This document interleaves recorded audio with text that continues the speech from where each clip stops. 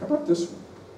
Has anybody ever read the privacy policy at these sites that you go to, whether it's Facebook or Amazon or the New York Times or anything? Have you ever looked at the privacy policy? Okay, well, you should look.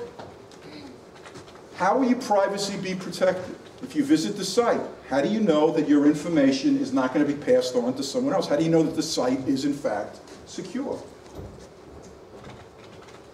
What kind of information will be available to third parties? Did you know that once you sign up for a site, that they have the right to sell your information, unless they specifically say otherwise? This is one of those opt-outs where they're not asking. So how are they using the information? And this again is where you get to the should I let people know I'm here through a location ad. When possible, use the strongest possible virus protection. Everybody have virus protection on the PC? Was there a question? Yes? In theory, what does it really matter if somebody or everybody does see our information? Because of the Patriot Act, the government can take anybody's information even if we don't sell it, or a company doesn't sell it. There's a difference between the government as an entity behind the scenes taking the information and your information being available to what becomes the general public. What would you say the negative attributes are to the general public having all your information from what you do in the morning to when you sleep? Because it could affect my job search, but more importantly, it relates to identity theft again. You know, if somebody knows your birthday and your social security number, they could do anything. So if I got one of those phishing sites and it was from actually my bank, and I went back to that site assuming that it was really my bank and my bank account, and they said they needed to verify my social security number to enable me to continue, you're done. Because they've got access to everything you've ever done through your social security records and your date of birth. So you're leaving yourself vulnerable to credit card theft, identity theft, people stealing your identity for their own jobs or whatever. So if that's not a risk to you, it seems like a risk to me.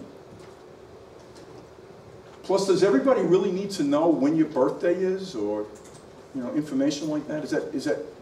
What does that add to? So does everybody have some type of virus protection on their computer? Strong one, you're always updating it. Most of you are going to nod your head yes, but you're probably not. I would strongly advise you to get yourself the strongest possible virus protection, and I'm selling nothing, zero. There are always deals online. Never buy from the manufacturer. Never go to Norton, never go to Mcafee. There are always better deals elsewhere. And again, I'm selling nothing. I'm just telling you what I've done. So I like Mcafee. I like this thing called Mcafee Total Protection, which comes with the virus protection as well as a firewall. And they have it in a 3-user version. And I bought it 3 different times, because I have so many computers, from buy.com, that it cost me $11, including shipping, to be able to use it on 3 different computers. So the lesson is, have strong virus protection, but there are deals all over the place. Even when they renew, when Mcafee comes back to me after the year and says, do you want to renew for $49? I go back and I get another $11 disc. Yes? You could download any antivirus software off of the Hotchkiss portal, and you can download it for free onto the computer. But I'm not sure that the version that you get, I'm not sure that the version, there's a Mcafee version. I'm not, I think that what I'm talking about is a lot stronger than that one. Okay? I think for $11 for 3 computers, whatever it may be, because that's true of almost all of the software. Right? But please protect yourself. And do a scan of your computer every week. Know which platforms are secure and which aren't. Okay, so downloads. So for those of you that really still like downloading music, downloading videos, downloads, they often plant cookies and they can be traced back. But this is the big one, the thing that comes after that. Be careful with illegal downloads, they can leave viruses. So one of the things that the leading music and publishing companies have done is they go out to these sites and they plant viruses on them. So you go to a site, you download all of this music you think is great, and you don't even know that you've downloaded a Trojan virus to it. So just be careful. Be careful. If you're going to download illegal stuff, at least have really strong virus protection that will tell you when they're dumping the virus. Wi-Fi. Okay, so I have my PC. My home network was down. I go to my I go into the Wi-Fi. I type in my regular password that I have for my Apt Online account. Is the Wi-Fi secure? Absolutely not. And it tells you that when you go there. It tells you that you're in a public community. So if you're using Wi-Fi, be careful. Now, how many of you have a wireless network in your home? Okay, again, most people, right? Did you just put, like my first name, Joel, is that your network password?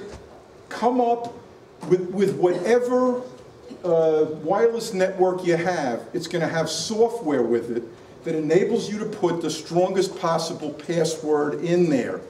Do it, okay? So the wireless network in your home is far safer than Wi-Fi and would be close to as safe as just if it's hardwired. But you need a strong password, which is not the same as the password you trust. Okay, email. Email. Is email secure? You send an email to somebody, they send an email to you, is that secure?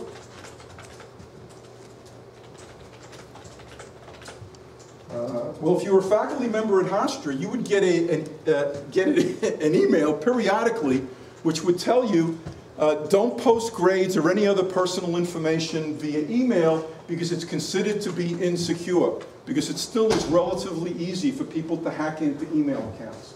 So my one tip would be this. If you have your PC and you're using, whether it's Outlook or something else as your software, what I would strongly recommend is that you check off the box which enables you to retain it locally, which means you're not leaving it at the server of the company, so that it's on your computer and it disappears from the central computer. All right, again, just a tip.